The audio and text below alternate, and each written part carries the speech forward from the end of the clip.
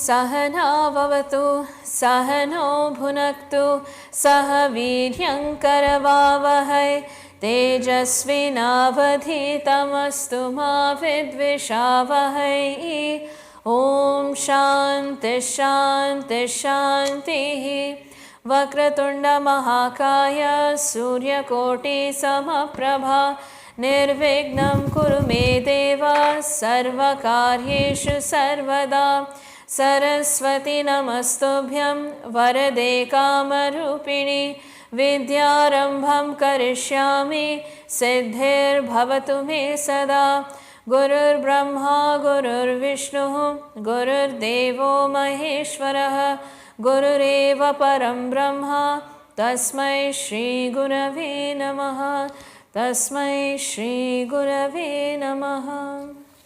All right, so we'll jump to verse number 2 and we'll do lead and repeat style for that one. Sangat satsu vidhiyatam bhagavato bhaktir dridadhiyatam shantyadif parichiyatam dridataram karmashu santyajyatam sadvidvanupasripyatam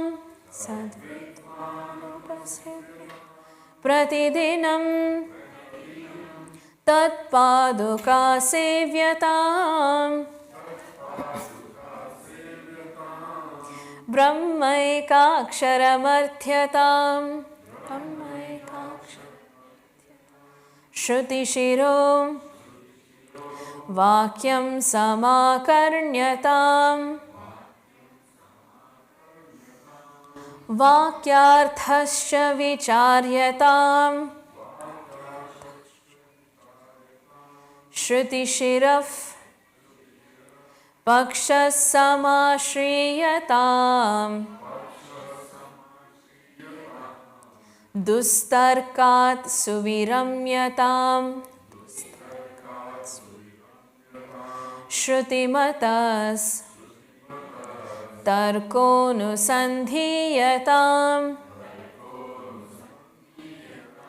Brahmasmiti vibhavyatam Aharahar Garvah parityajyatam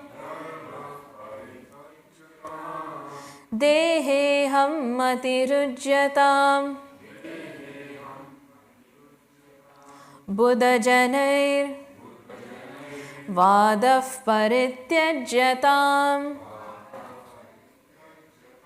Okay, so now we'll go back to verse 1 and chant right through till verse number 3. Vedo nityamadhiyatam tadudidam karma svanushthiyatam tene shasya vidhiyatam apachitihi kamye matistyajyatam papogaf paridhuyatam bhavasukhe doshonusandhiyatam Atmecha vyavasiyatam nijagrihat turnam vinirgamyatam sangat satsu vidhiyatam bhagavato bhaktir dridadhiyatam shantyadif parichiyatam dridataram armashu santyajyatam Sadvidvanupasripyatam pratidinam tatpaduka sevyatam brahmaikaksharamardhyatam shrutishiro vakyam samakarnyatam vakyarthasya vicharyatam shrutishiraf pakshas samashriyatam Dustarkat suviramyatam shrutimata's tarkonusandhiyatam Brahmasmiti vibhavyatam aharahar karvah parityajyatam deheham atirujyatam buddhajanair vadav parityajyatam. All right. So, we are seeing the progression and advancement of the sadhaka from the beginning all the way up till this point. So, where have we come so far? We have seen chitta shuddhi, chitta ekagrataha. We have cleansed our mental fortitude, mental stance that we have so that it is calm, quiet, clean of all disturbances. And we've mastered the ability to have it focus and concentrate on one thought at a time. Chitta shuddhi, chitta ekagrataha. Having fine-tuned this equipment now, we bring it to the feet of the Guru, Upasadana. We come to Guru and says, please give me that Mahavakyas or that highest knowledge. Actually, I shouldn't say Mahavakyas because we don't know what it is yet. He hasn't given it to us. But having sought for the highest truth, Guru then gives us the Shruti Shiro, the highest culminating point of all the Vedas put together. What is that point? The Mahavakyas that are found in the Upanishads. Now, having heard this, the absence of knowledge of who I am has been removed. This is abhavana.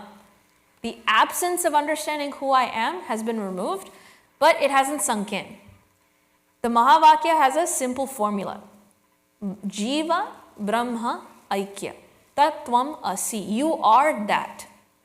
But having heard it, there's a lot of confusion. That looks different, this looks different. They have different properties, I have different properties. How can you say one and the same? They are one and the same. So a lot of those contradictions, doubts, seeming conflicts have to be resolved. Last week, or the last 2 weeks, we've been seeing what is the strategy in which we go through the process of mananam. So what we chitta shuddhi, chitta ekagrata, guru upasadana, shravana, manana is where we have come to. And last week we saw 3 steps. Shruti shira paksha samashriyatam, stand on the side of the Shruti. Then dustarkat suviramyatam, avoid following false sets of logic.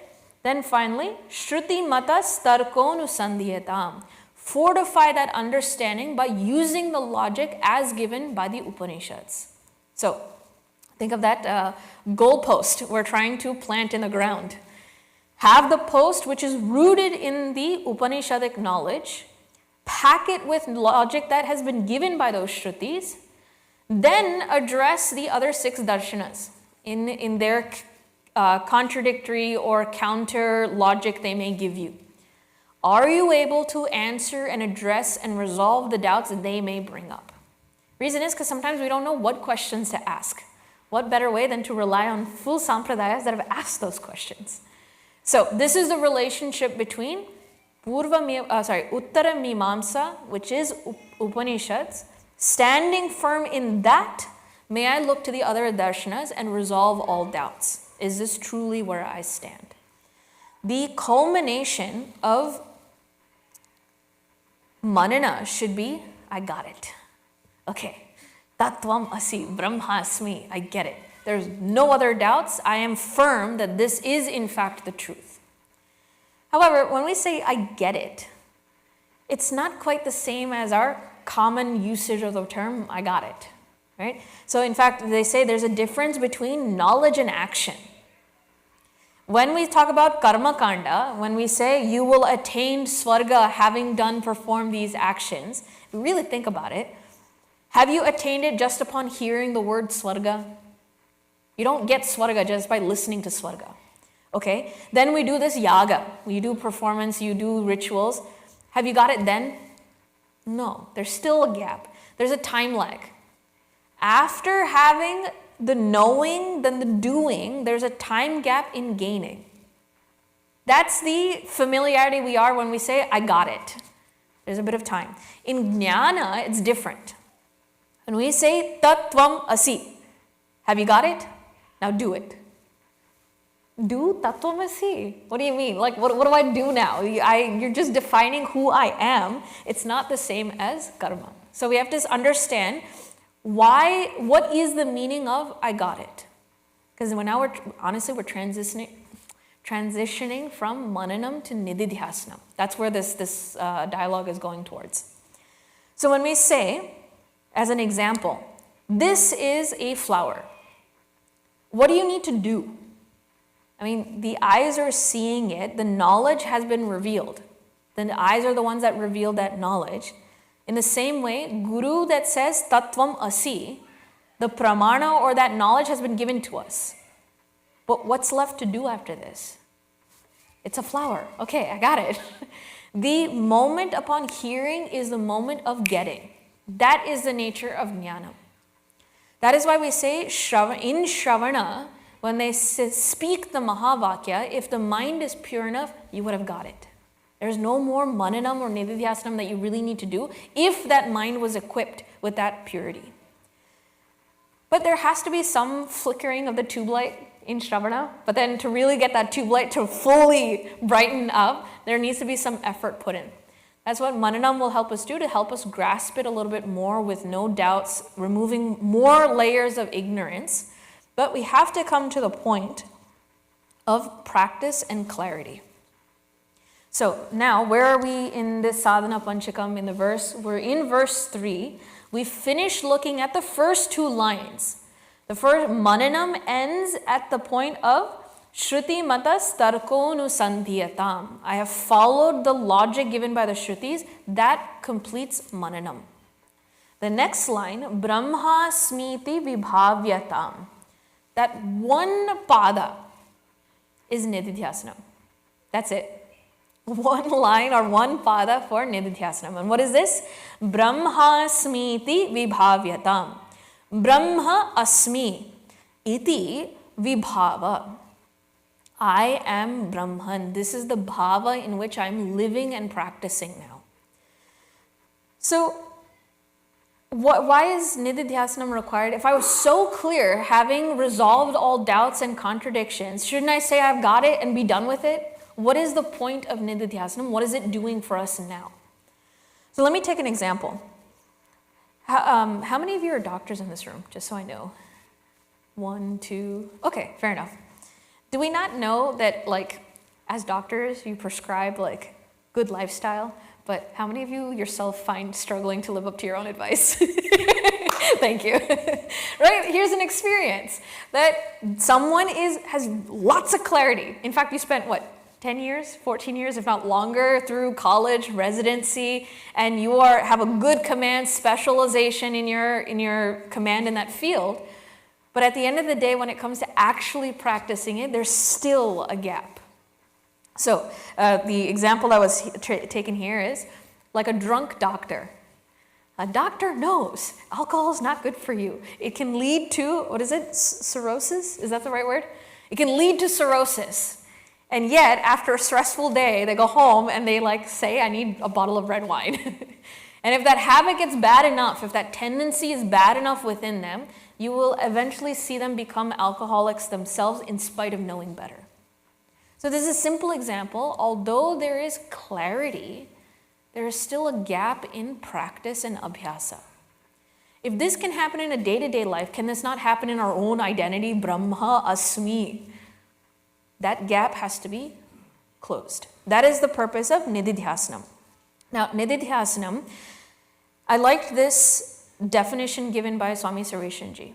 He said, it is the removal of erroneous, habitual thought patterns. Erroneous, habitual thought patterns. And we saw this last time. I have a habit of doing something because I have a certain understanding, and because of that understanding, I constantly keep doing certain types of actions. I behave like what I think. And I've done that for so long that it's like these two tracks in the mud. Even if I try to pull the cart out of the tracks, it just keeps falling back into those tracks. Habitual patterns. Habitual thought patterns. But the key is, it's erroneous. I am not this BMI. I am Brahman. That's the error we have to, being the limited individual is the error I have to get out of. So what is nididhyasanam? Now I like the word vibhavyatam. That gives some gusto to what this nididhyasanam is all about. Vibhava, if we were to break down that Sanskritam, visheshena bhavana kriyatam. Visheshena. That means there's some real specialty in the word that is being used. Visheshena is this emphasis of this bhavana. Bhava. Okay, what do we mean by this? There's no real good English translation for the word bhava. If I had to, there's a huge paragraph I'm going to go through. First, we have the thought. Okay, I am Brahman. Then you think, okay, I feel like I'm Brahman, but even feeling seems to sit on the level of emotions. I feel I am spiritual. I feel I am Brahman. Still doesn't cover the emphasis or meaning of bhava. Here it says this is this conscious, alive living as that thought. So like, for example, let's take our erroneous habitual thought pattern right now. I am me. Do I need japa? Do I need a constant repetition? I am me, I am me, I am me. I don't need to do japa for that. There's this sense of I know exactly who I am me. There's a bhava. That bhava has to be replaced. So here, it's almost like we take the thought, we bring it to a feeling, and that feeling really sinks into becoming, being it. So this, and that too, when we say visheshena, really live that feeling of Brahmasmi, I am Brahman. Now, I'm going to tell you two stories that kind of really emphasize the strength in which this bhava should come out. There is a guru or Mahatma in our Sanatana Dharma, in our history. His name was Mahatma Appaya Dikshitar. I'm not sure, I just discovered him while studying this chapter, so I have to go read on my history on that. But apparently he belongs to a great family of scholars and realized masters. And he and all of his siblings, I think, were also great scholars in Upanishadic literature. So how great? Just an example here. We know Brahma Sutras, right? The biggest text written by Veda Vyasji. On that, there are commentary given by Adi Shankaracharya ji. Now bear with me a little bit here. There's commentaries upon commentaries upon commentaries. Each commentary is so reverential, they get a special name for it. So from Brahma Sutras, we get Bhashya. Then from Bhashya, we get Bhamati. From Bhamati to Kalpataru. Kalpataru to Parimala. This Parimala commentary, how many layers was that? 1, 2, 3, fourth layer of commentary was written by this great saint, Appaya Dikshitar. Now, to be able to write commentary on Brahma Sutras upon 4 or 5 generations of gurus, I mean, that just goes to show the caliber of this guru that we're going to be looking at and studying from. So he had there was an episode where he wanted to find out what is in the depths of my mind. The true depths, the bottom layer of who I am, he wanted to find out. And he told his shishyas, I am going to undergo this state where I will resolve and dissolve my mind. And students, you please stay in the room and you jot down whatever it is I end up doing, saying, you make note and you tell me afterwards because I will have no comprehension of what I'm doing.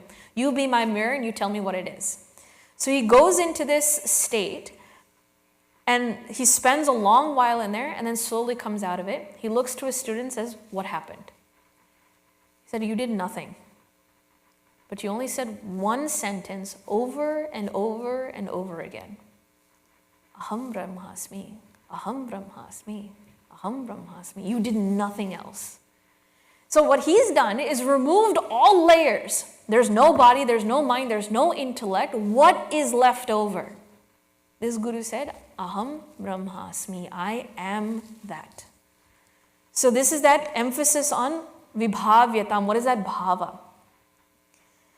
Now, bringing it a little bit closer to home with a guru that we're familiar with, Swami Chinmayananji, Gurudev. he also had a very interesting story to explain what it means to be be that entity I'm trying to be. So the Swamiji I was studying from, he was a brahmachari during that time when this episode happened. He said that he was with Puja Gurudev doing, whatever menial jobs in the room. And at one point there was a bhakta that came and said, Gurudev, I have a question. How do we chant the name of Bhagwan? And I think this particular bhakta was really well practiced. They put in their time. I think there was quite experience behind that question. It wasn't just a simple like, hey, how do you chant Bhagwan's name? No, it's like, how do I truly chant Bhagwan's name? And Puja Gurudev said, everyone else leave. That brahmachari was given an exemption. He was able to stay in that room, but everybody else left the room, and he said, close the door. And he said, I'm going to show you how to call Bhagwan's name. Granted, I'm just enacting this, please bear with me. Exaggerate what I'm about to do with Puja Gurudev in mind. He's like 6 feet tall. His presence itself vibrates the whole room. He stands up, puts his 2 arms up, and he says, Krishna! And he calls. So strong that the hair on his hand is like standing up, he's shivering, and there are tears flowing down his eyes. Calls out to Bhagwan as if there's nothing else in this world that matters. It is Krishna alone. That bhava, where can that possibly come from? This is truly calling out that essence of who Bhagwan is. So in that way, not just Bhagwan who's someone other than me, Brahmasmi, I am Brahman. Where can that bhavana come from? So, Nididhyasanam now requires a very subtle, deeply seated practice. It is not japa, it is not upasana, it is not a mechanical exercise to do. Okay, I did 10 minutes of meditation on Brahmasmi. I was able to manage to keep my thought together for about 5 minutes. That's not Nididhyasanam. Remember, we finished Chitta Shuddhi, Chitta Ekagrata, Shravana, Manana. Now I want to feel who I am. This still requires practice. Remember, drunk doctor, I keep coming back to that example. There is that application of what I know that has to be instilled. So Nididhyasanam here is allowing the mind to constantly remove what I am not and come to reveal who I already am. Can I find that feeling deep within as an experience? Now this does take practice. This does take practice. It's kind of like cursive writing. It's a lost art nowadays. In cursive writing, how many of you still use cursive handwriting when you're writing? Okay. If I were to ask the same question for high schoolers now, they're like, pen and paper, what is that? But in cursive, you had to teach this Gen Alpha, I think there's a new one coming up now too. If you had to ask them to start practicing cursive, what do? You give them that old paper where each line has 4 lines in there, the red color, blue color, and there's like a dashed line in between. You might even have to hold their hand and show them how to write a cursive A, and you just stick with that one letter. Then you move on to letter B, go through all the alphabet, then slowly show them how to connect over time again and again and again and again with practice. That smoothness will come out. Now you've gotten so good at cursive handwriting, aren't you in like a pressurized frenzy state of mind when you're in a high pressured meeting and you have to take notes? Doesn't your handwriting actually become cursive at that point? You don't have time to stop between letters or words. In fact, the whole sentence is one cursive line. So much so that when all other effort are put aside, it comes out naturally. I don't even have to think. That is my handwriting. So in the same way, in the beginning, Nididhyasanam starts as a practice. Aham Brahmasmi. I am not this body, I am not this mind, I am not this intellect. I am that Brahman. Over time, with enough practice, that Aham Brahmasmi becomes I am me, that is me. There's no effort required. So Nididhyasanam transitions into Samadhi when effort is no longer required. I know I'm me. just as effortlessly I feel that this is me, when I attain that same effortlessness in Aham Brahmasmi, then no, Nididhyasanam has come to a conclusion. So to support this a little bit more, to re-emphasize this, Bhagavan adds one more line in Nididhyasanam as Deheham mati rujyatam. Deheham mati rujyatam. Here, my notes are all over the place again. I try to be more precise in this, but okay. Deheham mati rujyatam. Dehe aham mati ujyatam. Dehe, this body. Initially, I think, okay, it's this body. I can touch it, I can feel it, I can draw an outline of it, I can have a portrait, draw a picture of me, and that's my body. In fact, here it says it's all three bodies. What are we referencing here? Stula Sharira, Sukshma Sharira, and Karana Sharira. Another way of thinking about it, we saw it before, the 5 koshas.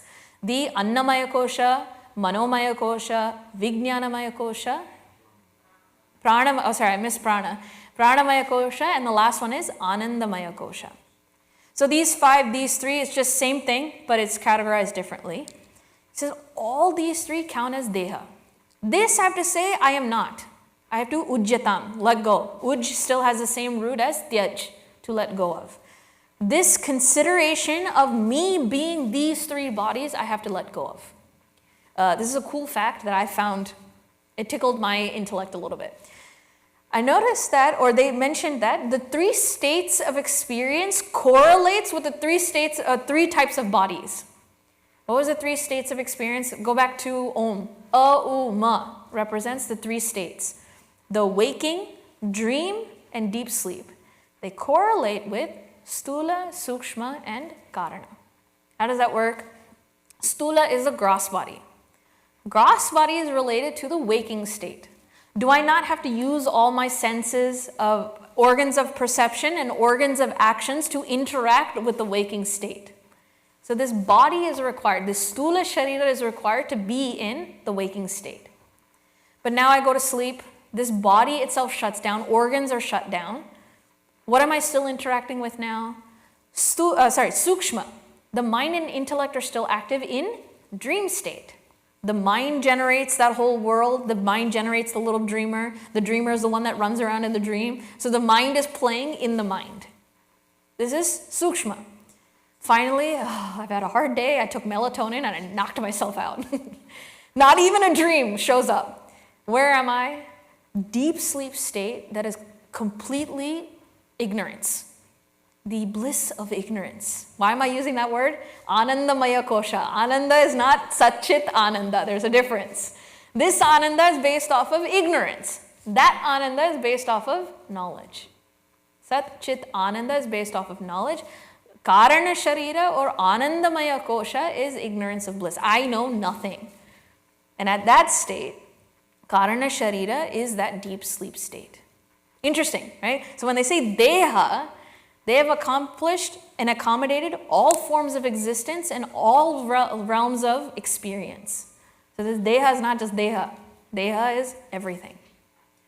All of that I am not. Deha aham mati ujyatam. Let it go. So the dialogue is, who did Shravana? Not me. Who did Manana? Not me. Who is doing Nididhyasanam? Not even me. It is the mind and intellect that are doing Shravana, Manana, and Nididhyasanam. I am not even those that are trying. When you say do Nididhyasanam, I am not doing anything because I am not my intellect practicing Brahmasmi. We've come to this weird state where we're using our own ego and sense of identity to annihilate its own sense of identity. So this is where our mind starts to reach its edge. The mind can no longer function after this. I have to use the mind to transcend the mind. This is why Nididhyasanam becomes really, really difficult. And I liked the way they describe it. At this point in Nididhyasanam into Samadhi, you're trying to push from 99.9% to 100. Even though it's the tiniest thing ever, it's the hardest step. It's so subtle. So there's a lot of time that has to be put in. Now in Patanjali Yoga, remember I said each darshana has their own forte. They're good at certain things. Patanjali Yoga is good at translating these things into practicality, if I may say, practical practices. Sorry. So in yoga, they say nididhyasnam is when a sadhu dirgha kala nairantarya satkala asevitaha bhumihi. So I just broke down the words here. Sadhu is someone who is sitting down quietly, closing their eyes and focusing on the one thought called aham brahmasmi. Dirgha kala, for a really long time, nairantarya, without any other breaks, without a break in that thought. Satkala, with full devotion and effort, like, I don't know what the English word is, but it's this behind it. And asevitaha, when they practice like this, they attain drida or bhumi, it's that firmness of the ground. This is the abhyasa that gives abidance. So, sadhu, dirgha kala, nairantarya, satkala, asevitaha. This is the main work of nididhyasanam. May I constantly experience who I am and remove this erroneous feeling that I am this body, mind, and intellect. And we saw this habit is not the habit of one lifetime. It's the habit of every lifetime up until this point. So it's a deep wells. So it's going to take a long time. And the motivation we left off with last class was, how long? Even though it took so long to create this darkness, how long does it take to dissipate or dissolve darkness? The moment the light, the match strikes. So like that, when the bhava of I am Brahman really strikes, all that lifetimes is gone in an instant. So the effort has to be put in. Now, we have reached the introductions of samadhi. What happens next? Suddenly it feels like there's a U-turn. He says, ahar garvaf parityajatam. Avoid perverse arguments with knowledgeable people. You're like, wait, what? What happened? I thought this was supposed to be in the previous line. Why are you talking about not getting into arguments here? Sorry, and the one before that, I'll also include the next one. Dehe ham matirujyatam buddha janair vadaf parityajatam. Oh, I'm sorry. Ahara garvaf parityajatam plus buddha janair vadaf parityajatam. These two things I'm going to put together and we're going to talk about that. Why? Because in nididhyasanam, the ego will sneak in through the back door. The ego will still find a place to come in and saying, aha, I'm still here. And how does this come now? It says, I am an advanced seeker. I practice nididhyasanam. I am no longer a batu that just joined the ashram. I've put in hard work. I've done shravana. I've put in years of mananam. And don't even ask how many years and how long I've struggled with nididhyasanam. I am an advanced seeker. So that's the way the ego comes up again. So that is aharahar garvaf. Garvaf is pride. The sense of ego, parityajatam. Aharahar.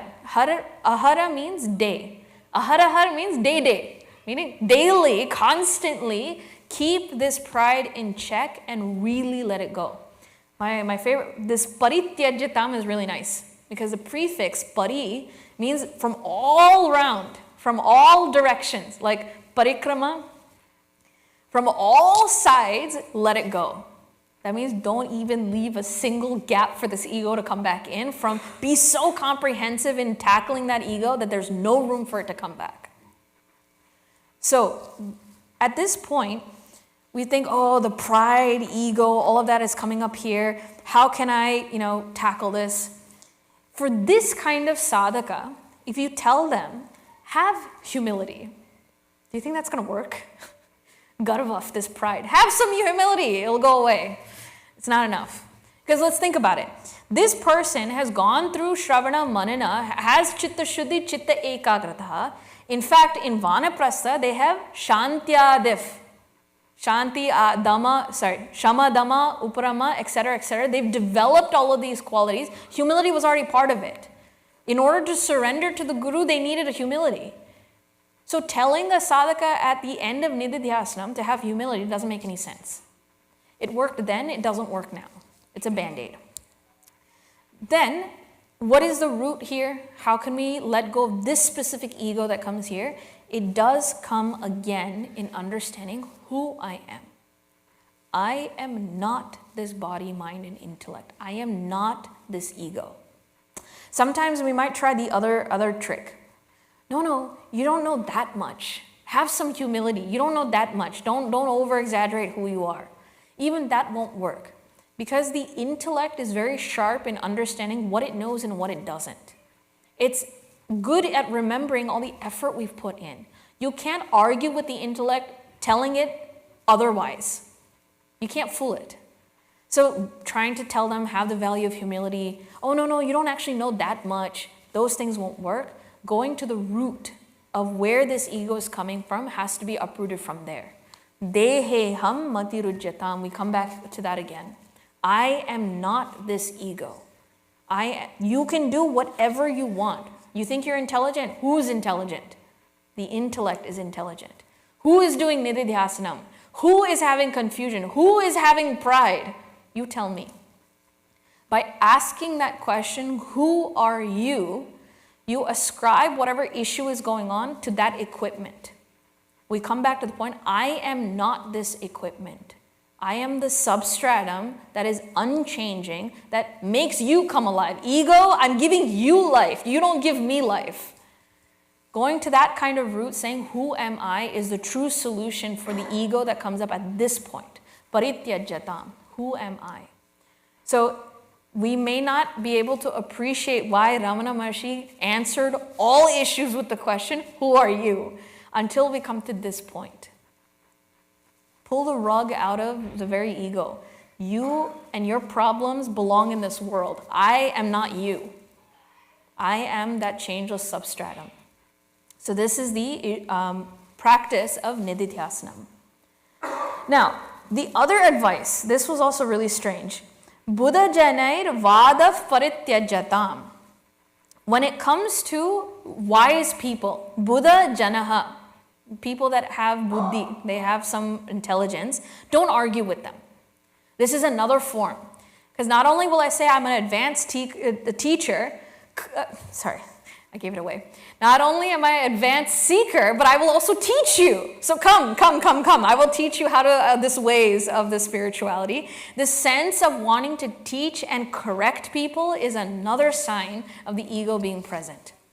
So when someone wants to argue, that is the best, fan, flame, fuel, whatever it is for that ego fire. So I said here, do not argue with intelligent people. When we argue, we like feeling like a winner. What does winning mean? You're a loser. I put you down, I prop myself up. And especially arguments with someone in private versus someone in public. Oh my God, is the shame that person feels, the winning streak I feel. And if I lose, man, the ego fortifies itself. I'll be back. You watch. I will be back. I will learn more. I will do more nididhyasanam, and I'll be back here to beat you. So argumentation is actually the addiction of the ego. As soon as that ego is there, you will naturally see this tendency to want to argue. Okay, if not from the petty standpoint, they say Buddha Janai. There's one interpretation that these are intelligent people of other schools of philosophy. That they are established in their sampradaya. So when they say pick fights, let's not think about worldly things. I'm going to pick fights with you in the spiritual realm. Let's do it.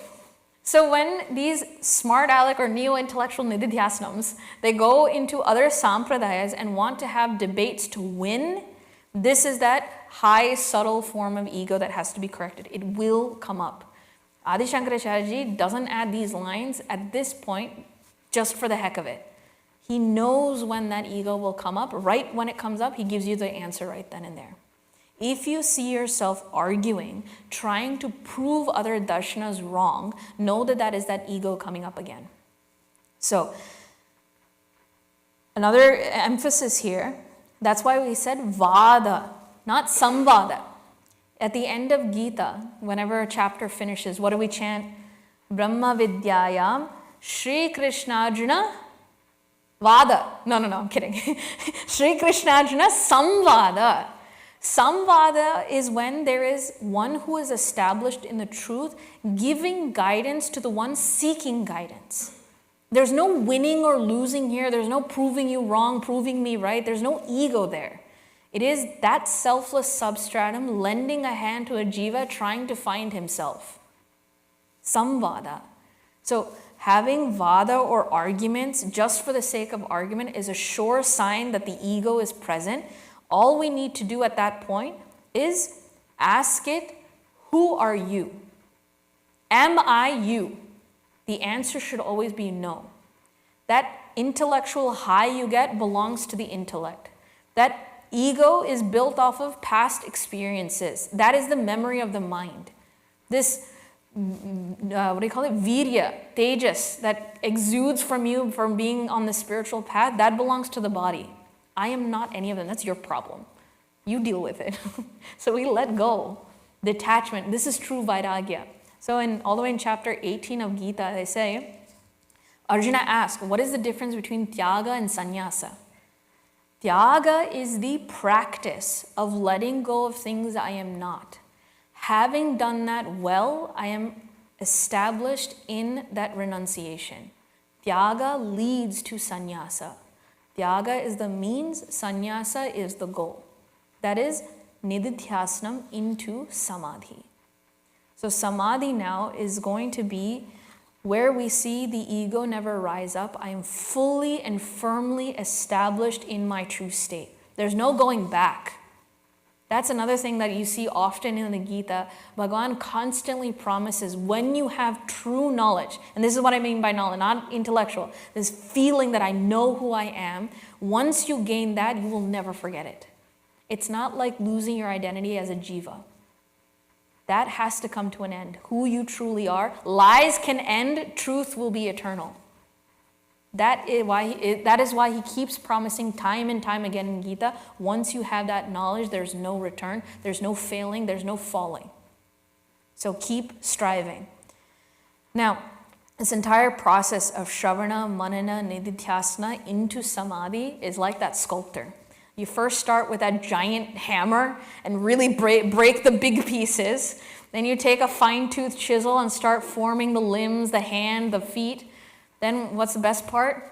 They start taking sandpaper and they really rub all that fine details until you actually start to see the face, the eye, the eyelashes on the eye.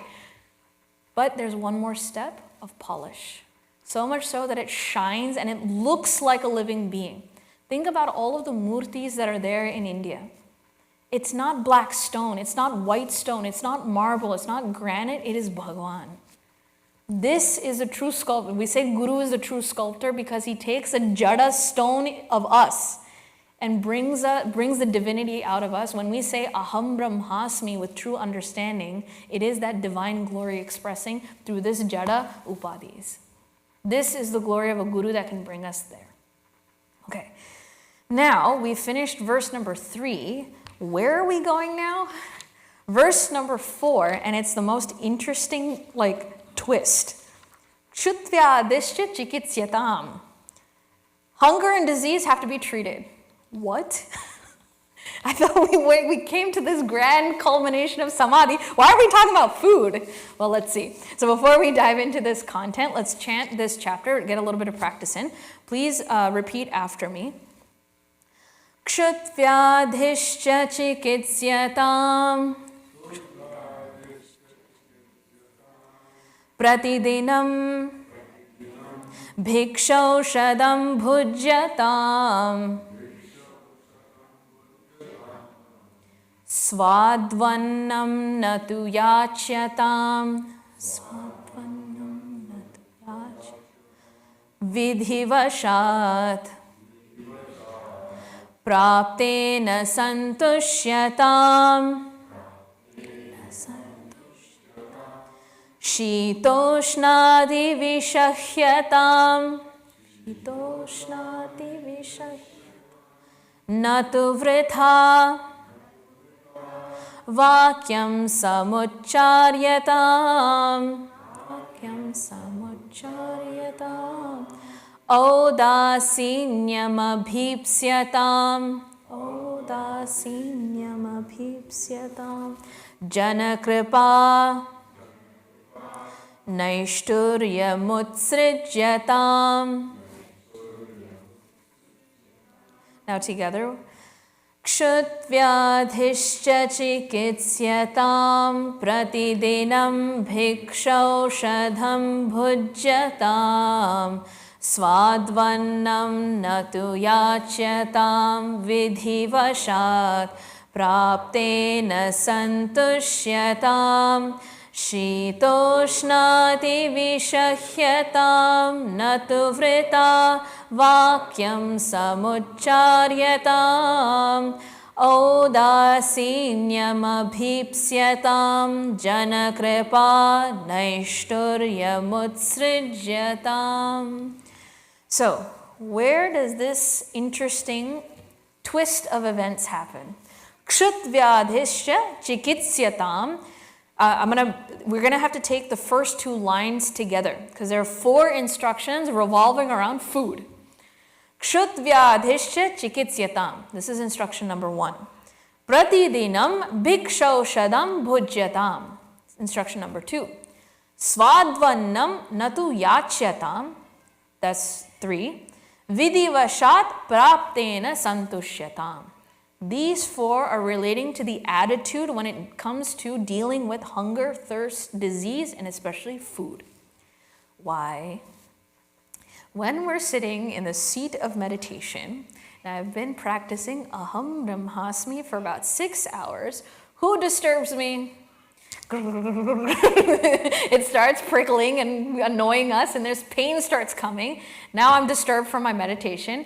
And although I try as hard as I can, I am not the ego, I am not the mind and intellect, I am not the body.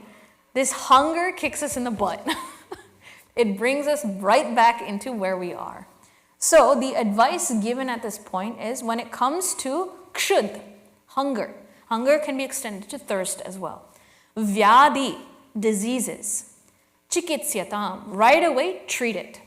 No ifs, ands, or buts. If there's hunger, if there's thirst, if there's disease, solve it, resolve it, and put it aside. Because interestingly, for one who is born into this jiva, the basic duty is to take care of this body. You cannot live without dealing with this taxation of hunger. And so that is what is the advice that's given. Don't fight it, and at the same time, don't indulge in it. That next 2 line, bhikshaushadam and svadvannam, is that dealing with the indulgence. But let's first look at what do I actually have to do with this hunger. I have to feed it. So, hunger is an expression of the body to tell you that the gas is down. The Indian accent is coming to my mind. I don't want to make fun of people, but it's just really funny in my head. Petrol is down. I have to fill the petrol. So in the same way, this hunger and thirst are these gauges. These are signs on our dashboard when the energy has gone down. When that energy has gone down, you have to properly, keyword, properly feed it. In Ayurveda, I believe there's a formula that they give us. If the stomach is 1 unit, break it up into 4 quarters. 2 quarters to be filled with food, 1 quarter to be filled with water, and last one is air or empty so that it has room to churn. Now, if you really want to look at what is the food I have to fill, go to chapter 18. When they say sattvic ahara, there's enough commentary in Gurudev's explanations on that Gita. It explains what is sattvic food. Oh, sattvic food, it has to have no taste, it has to have no oils, it has to be fresh and raw, salads are my best way to be sattvic. No. Actually, it says, let it be tasty, let it be fresh, may it be appropriately balanced, may it not cause disturbances. That's the key. May it accommodate all needs that the body have and fulfill it without causing extra disturbances. That's what makes it sattvic. So if we want to, this is a whole field on its own. But remember, what was the advice? Stay focused. Why are we here? Don't get lost in Ayurveda. Come back, stay focused. Only learn enough Ayurveda so that you may address this issue of hunger. After you have, let it go. Don't get lost in Ayurveda. Come back to the main point. Our focus here is nididhyasnam aham brahmasmi. So, when it comes to this feeling of hunger, one other interesting thought process I heard, which I think lets it sink in, to feel hungry is actually enjoyable. To feel hungry is actually enjoyable. It gives us a moment to realize we are alive, we are thriving. This is the natural functions and expressions of the body. Just to be able to observe what it does is a joy in itself. So next time I feel hungry, may I not become hangry. May I take it as a moment of appreciation. Look at how this body is designed. It tells me clearly when the energy is low. It tells me when I've not fed it well. It tells me when I've fed it well. And it is a constant tax that I shall pay for the rest of my life. Why? Because without this body, I could not even be here to do Shravana, Manana, Nididhyasana. They say that being born in this human body is the fructification of eons of punya being done. There is no other body that allows me the perfect balance of papa and punya to even start questioning what is greater in life. So this body is a sacred vehicle, and body is a temple in that way. This is the home in which I am able to do sadhana. So may I take care of it as it should. So this is the approach. May I take care of it. Now, vyadhi. Vyadhi is disease. There's in Sanskritam, you can take it as two things.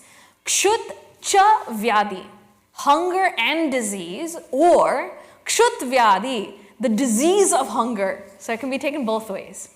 Point is, when there are diseases, how do you treat it? Medicine, right? In medicine, do you have opinions of, I don't like this, I don't want to take it?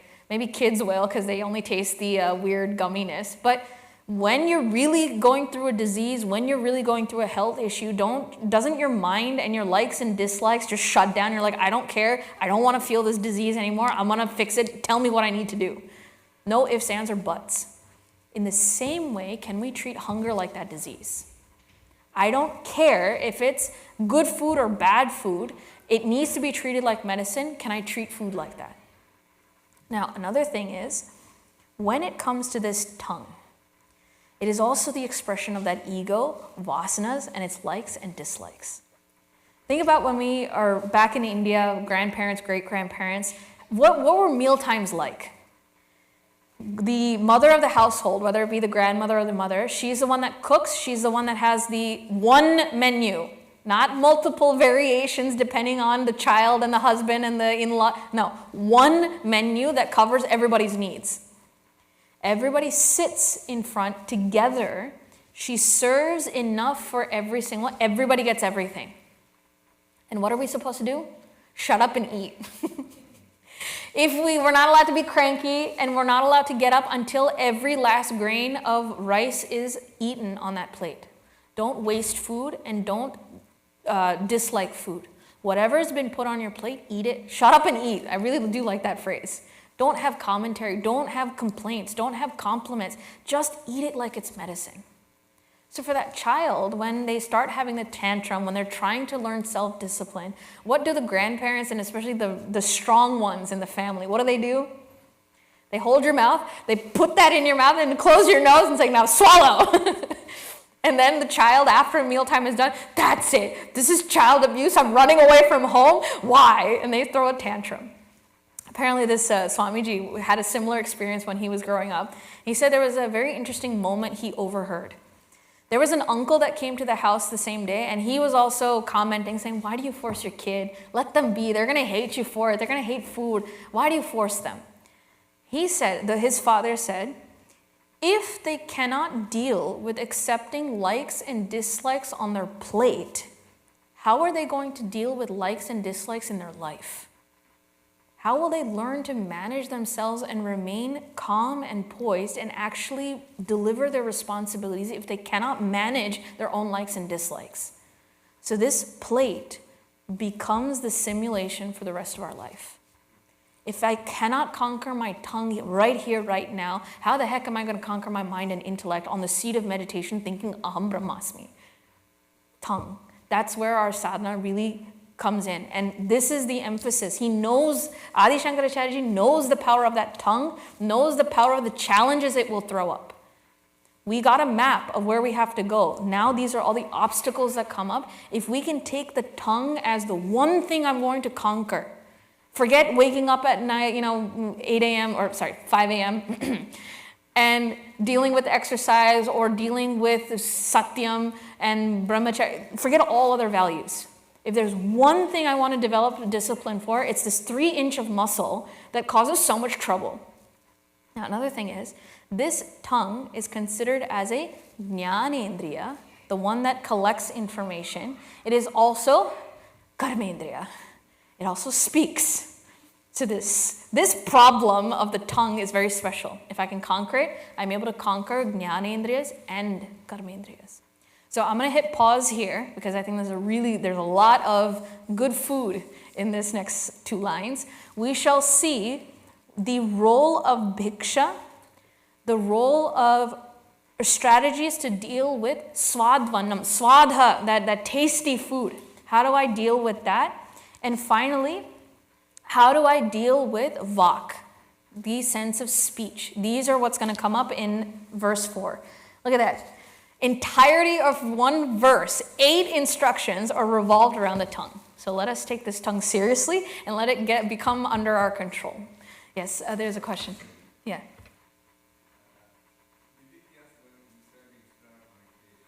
Mm-hmm.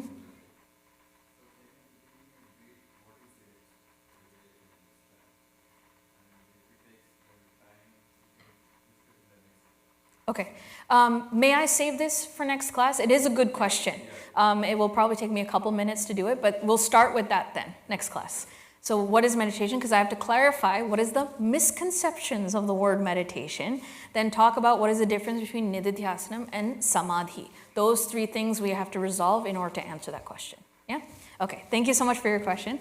With that, Om Purnamadav Purnamidam Purnat Purnamudachyate Purnasya Purnamadaya Purnameva Vashishyate Om Shanti Shanti Shanti Harihi Om Shri Gurubhyo Namaha Harihi Om. Thank you so much.